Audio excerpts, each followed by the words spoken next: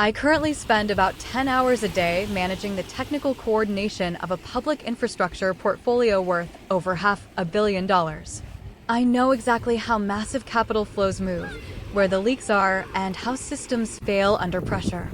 I hold a doctorate in business administration and degrees in both accounting and management.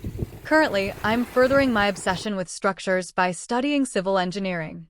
I've spent decades studying the science of business and the math of assets.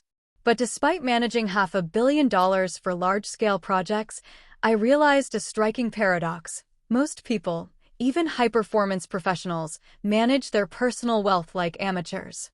I've read hundreds of finance books.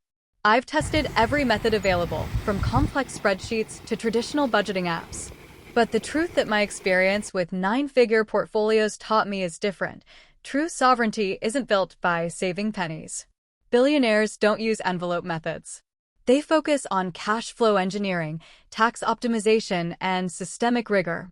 They build fortresses, not just savings accounts.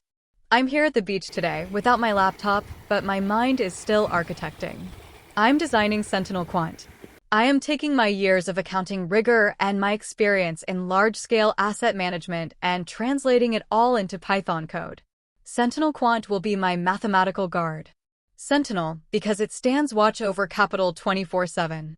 Quant, because there is no room for emotion, only quantitative logic.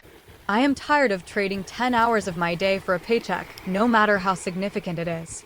I am moving from manual labor to systemic sovereignty. A system is a living organism.